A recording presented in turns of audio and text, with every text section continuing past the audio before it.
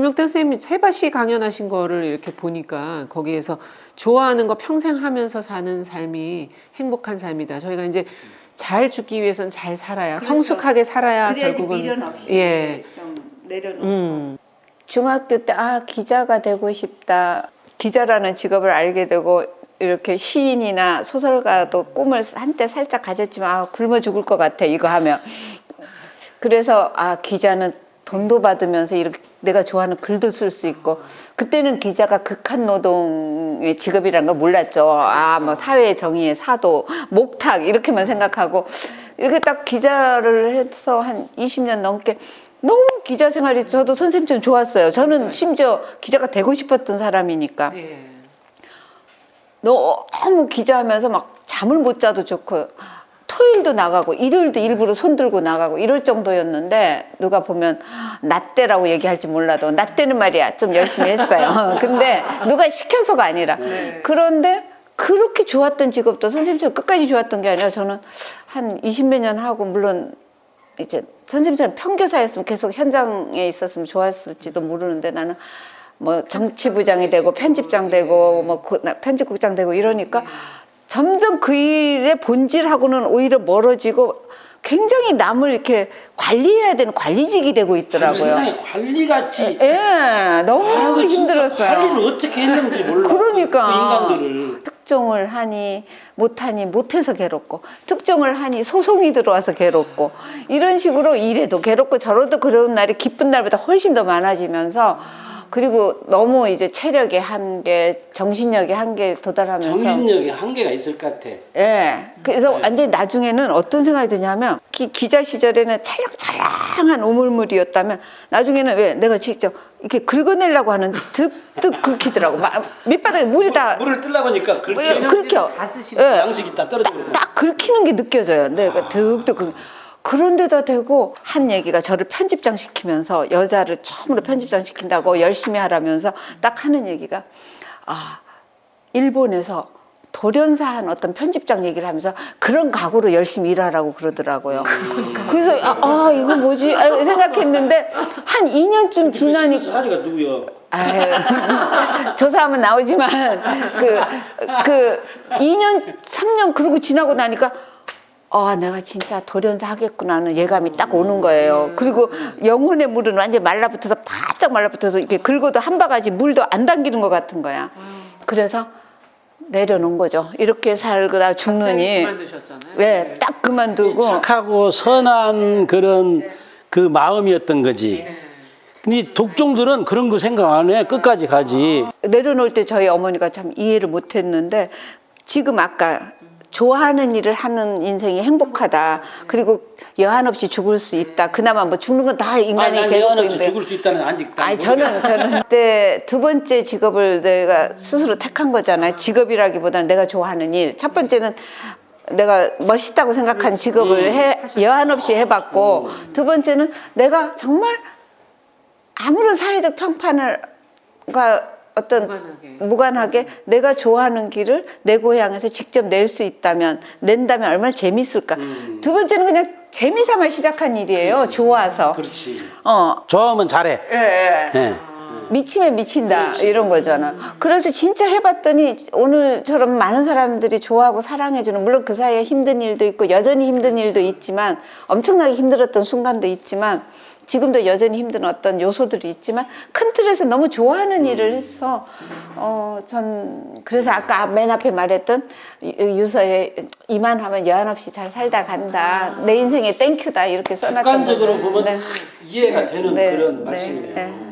네, 내가 그 좋아하는 시인이 있어요. 이걸 언제 읽어야 할지 모르겠는데, 그 얘기가 나온 김에, 그 노르웨이의 그 국민 시인이라고 그래요. 굉장히 제가 좋아하는 시집이 우리나라 유일하게 한 권이 번역되어 있어요. 어린 나무에 눈을 털어주다라는, 붙이잖아요. 어린 나무에 눈을 털어주는, 꼭 나 같은 거야. 그래서 그 시를 좋아하는데, 그 시인이 이제 죽었어요. 어떻게 죽었냐면 이렇게 죽은 거야. 아니, 다른 시인이 이 양반 죽은 걸 써놨어요. 짧게. 너무 이 구절이 좋아요. 이게 하우게거든요. 시인이 하우게 그는 옛날 방식으로 죽었다. 어떠한 병증도 없었다. 단지 열흘 동안 먹지 않았다. 안 먹은 거죠. 죽으려고. 슬픔과 감사로 가득했던 장례식은 어린 하우게가 세례를 받은 계곡 아래 성당에서 있었다. 하우게가 어렸을 때 말하자면 세례를 받던 그 성당에서 장례식이 있었던 거죠.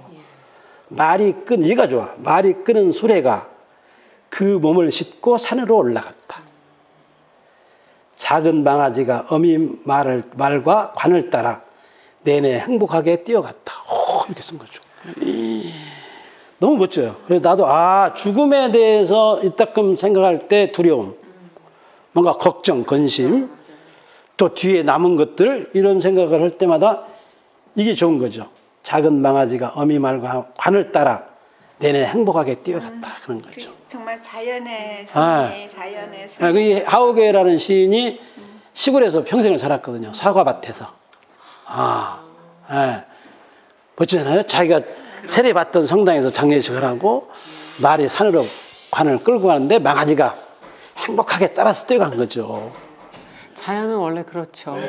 그 인간도 엄청 살아있을 땐 대단한 것 같고 대단한 고민도 하고 대단한 성취도 해보지만 결국은 이 삼라만상의 어떤 만물 중에 하나로 볼 때 이렇게 자연스러운 순환으로 내가 좋아하는 구절이 제일 끝에리가 작은 망아지가 어미 말과 관을 따라 내내 행복하게 뛰어갔다. 죽은 사람은 소용이 없어요. 살아있는 이 행복함. 그 아기가 어린 망아지가 아주 행복하게 뛰어갔던 거죠. 저는 조금 또 다른 귀절이 눈에 띄는데 열흘 동안 먹지 않았다. 단지 사실 스콧 리어링 그분이 마지막에 죽은 방식이 곡기를 사사히 끊어서 똑같이 그렇게 가신 거예요. 그러니까 나는 진정한 존엄사는 스스로 정말 자기 선택에 의해서 곡기를 저는 사실 너무 먹는 거를 좋아해서 저는 그런데 나도 무지 먹는 걸 좋아하는데 한 끼도 못 굶고 한 끼도 못 건너뛰는 저로서는 어렵지만 어떤 때 이게 죽음이라는 걸 생각할 때 아파서 죽으면 진짜 괴로울 것 같아요. 내용적으로는 자연스러운 죽음이죠. 이렇게 스스로 에너지를 이렇게 제로로 만들어. 아파서 죽으면 너무 고통스러울 것 같아. 힘들 것 같아. 생각해봐. 아이고 아파서 죽은 사람 봤잖아. 우리가 얼마나 힘들어. 그냥 스스로 안 먹고 죽고 싶어.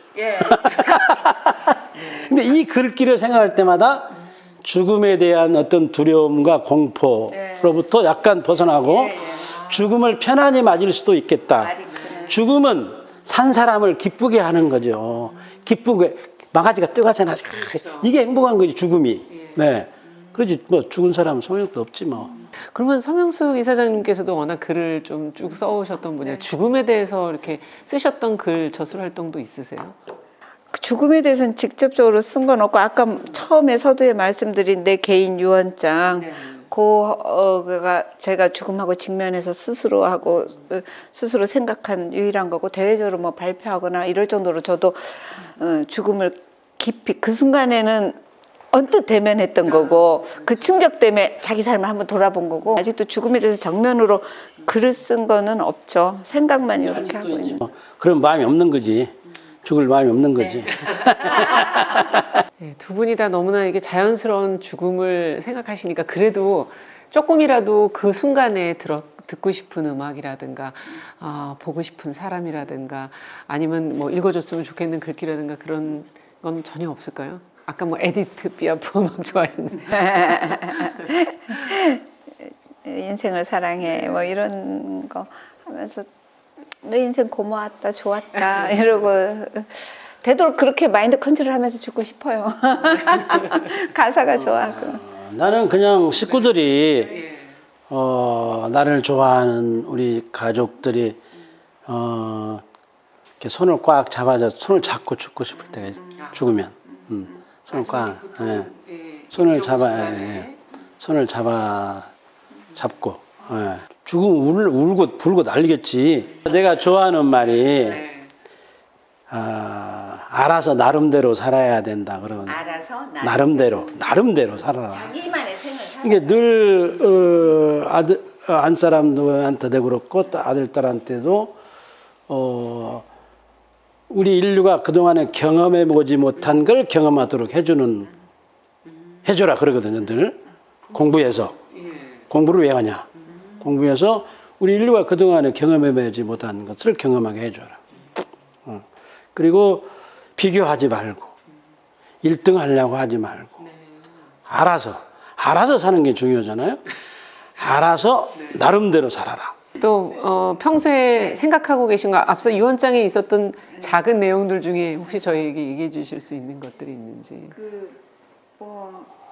하여튼 저는 이게 살았을 때 웰다잉 운동의 그 미래하고도 다 연결되는 건데 일단 아까 말씀대로 지금 현재를 정말 집중하면서 최선을 다해서 자기 좋아하는 일을 해야지 죽을 때 여한 없이 눈을 감으면 그때 뭐 할 걸, 그때 어디 갔다 올 걸, 그때 뭐 할까 하지 않고 지금 하고 싶은 거를 정말 제대로 한번 해보는.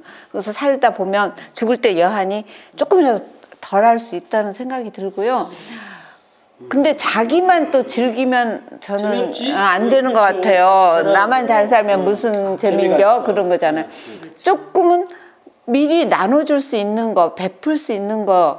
전 최근에 굉장히 정말 엊그저께 저희 지역에서 일어난 조그만 뉴스지만 전 굉장히 감동이에요. 왜냐하면 그분을 알기 때문에 지금 한 70 넘으신 솔로 여성인데 평생 미혼이었어요. 중학교 때 부산에 가정부로 나가서 고학하면서 공부도 하고 막 이랬던 분인데 지금은 시청에 그분도 시인이에요. 시인이기도 하고 직업은 지금 시청에 무슨 그런 공공근로를 하면서 모은 돈을 1년에 500만 원씩 꼬박꼬박 모아서 되게 술, 담배 좋아하셨는데 10년 전에 뜻한 바 있어 술, 담배를 또 끊으셨어요. 그 술, 담배 안 하는 돈으로 500만 원씩 모아서 5천만 원을 모아서 엊그저께 자기 출신 중학교 여학생들한테 그 학교에 기부를 하셨더라고요. 그러면서 내년에도 생기면 조금씩 더 하겠다. 그러면서 그 여학생들을 보기 위해서라도 내년에 또 보기 위해서라도 장학금 내기 위해서라도 그 사이에 좀 열심히 그 기대를 하면서 살겠다고. 그러니까 현재를 잘 사는 방식이기도 하고, 예, 또 내년에 그들을 만날 기대를 하면서 지금을 또 열심히 또 살아가시는 거예요. 그래서 그러니까 웰다잉 운동이라는 게 결국은 죽음의 문제가 아닌 것 같은데요. 맞아요. 그렇죠. 네. 죽음은 문제가 아니고 죽음은 어쩔 수가 없기 때문에 죽음의 문제를 생각하면서 어떻게 우리들이 삶을 아름답고 귀하고 소중하게 가꾸면서 살 것인지 그러고 나서 죽을 때 편안하게 죽을 것인지. 그렇죠. 그 근데 얘기죠. 죽을 때 편안하게 죽느냐 안 죽느냐는 우리 아무도 보장을 못하기 때문에 나는 죽을 때 편안하게 죽을지 어쩔지 모르잖아요. 그래서 결국은 이 운동은 삶의 운동이지 죽음을 어떻게 할 것인지에 대한 그 안점이 요점이 거기 있는 게 아니고 삶에 있죠. 삶을 정말 인간답고 또 뭐 사회 이런 거 생각하지 말고 하여튼 인간답게 인간을 지키면서 인간답게 어떻게 살아갈지를 물어보는 것이 웰다잉 운동이 아닌 스스로한테 물어보고 세상에서 물어보고 세상에 물어보고 그런 거 아닐까요? 조금 더 뭔가 자유로워진 것 같은 그런 느낌도 좀 들고 지금 살고 있는 지금 현재의 삶에 대해서 다시 한번 다들 질문을 오늘 던져보셨을 것 같다는 생각이 듭니다. 전 이번 코로나 시국에 참 이게 사람이 죽는 것도 언제 자기한테 닥칠지 모르지만 우리가 코로나도 이런 일이 닥칠지 몰랐잖아요. 19가. 저는 3월 3일 날 12년 만에 안식년을 간다고 이게 12간지를 돌았으니까 제주도 와서 길을 낸지 이제 제주도에 대한 책도 3권 쓰고 내가 제주도에서는 알 만큼 안다 할 만큼 했다 이런 이상한 약간의 자만심이죠. 그리고 어떤 이제 더 넓은 세계에 대한 호기심 또 그거에 대한 갈망 이런 게 있었어요. 그래서 유럽을 가려고 3월 3일 날 비행기표까지 다 끊어놨는데 안 됐잖아요. 1월 말에 갑자기 전혀 예정도 없이 제 동생이 죽었어요. 제보다 순서는 늦게 난 애가 먼저 가버린 거죠. 그리고 엄청 건강했던 조폭 두목 출신인데 제 책을 보신 분들은 알겠지만 저랑 같이 조폭 두목을 그만둔 시기에 저도 기자 그만두고 둘이 뜻이 딱 맞아서 제가 그 동생 없었으면 올레길이 과연 가능했을까 싶을 정도. 제가 상상만 했지만 구체적으로 그거를 집행하게 지역 사람 설득하고 자기네 후배들 시켜서 땅 파고 못 파고 이런 거는 그 친구였거든요. 조폭이었구나. 네, 걔가 제주도에서 모르는 사람이 없는 조폭이었었는데 가기 전에 착한 일 한번 하고 간 거죠. 근데 진짜. 네, 의미 있고 착한 일 하고 간 건데. 예, 그랬죠. 근데 그 친구가 딱 죽고 올레길 외국은 딱 못 가게 되고 이 두 가지 일이 저한테 가로 세로로 겹쳐서 딱 오니까 개인적 충격, 사회적 충격이 동시에 온 거예요. 그런데 제가 한 달은 너무 우울해서 밖에도 못 나오고 막 이러다가 이 올레길을 나갔어요. 위로를 받으려고. 근데 길이 위로가 되지 않는 첫 번째 경험을 한 거예요. 왜? 기억 때문에 딴 생각이 나는 거예요. 그 길에서 제 동생이 여기서 튀어나오고 저기서 튀어나오고 저기서 까불고 있는 것 같고 막 이래서 그 길에 나가는 게 너무 괴로워졌어요. 그래서 내가 생전 안 가던 산으로 들어갔어요. 한라산 둘레길, 한라산. 저는 개인적으로 좀 높은 데로 오르는 거를 힘들어해서 폐활량이 적은다고 스스로 생각하고 계속 평지로만 바닷가로만 길을 낸 거거든요. 제주도를 이렇게 평지를 둘러서 낮은 오름 정도, 숲, 마을, 오름, 바닷가 이랬는데 한라산 둘레길은 좀 높아요. 일단 고도가 높고 거기다 깔딱도 많고 그거를 제가 아무 생각 없이 미친 듯이 걸어야 돼요. 이 모든 걸 잊기 위해서는. 그래서 막 다니다 보니까 나중에 한 몇 개월, 한 3개월 다니까 근육이 생기더라고요. 정신적으로도 근육이 다시 생겼고 이 슬픔을 조금씩 이겨내기 시작했고 몸에도 근육이 생기고. 그러니까 죽음을 이기기 위해서는 내가 건강해야 되겠구만. 그래갖고 제가 제주도를 아까 가까이 보고 천천히 봐야지 더 뭐 한다 그랬잖아요. 다 보인다. 제가 제주도를 코로나 때문에 나머지 절반을 알게 된 거예요. 그래서 이게 동생의 죽음이 저한테 죽어간 선물이 아닐까. 코로나라는 불행한 끔찍한 얼굴을 하고 온 그 바이러스가 어떤 나한테 이런 역설적인 기회를 준 거 아닐까 이런 생각도. 저희도 조용히 말씀해 주신 것처럼 조용히 좀 자기를 돌아보는 그 말씀해 주신 질문들을 가지고 삶에 대한 질문들을 갖고 한번 좀 가봐야 되겠네요. 예. 오늘 그러면 토크 콘서트, 시니어 토크 콘서트 여기서 이제 마무리하도록 하고요. 두 분의 말씀 속에 그 가벼움 속에 사실은 굉장히 큰 무게가 있었다는 느낌이 들고 우리가 자연의 일부라는 걸 또 코로나19 상황에서 더욱더 다시 한번 또 생각해 보게 되는 그런 시간이었던 것 같습니다. 두 분 먼 걸음 해주셔서 딴 것보다 너무 감사합니다. 감사합니다.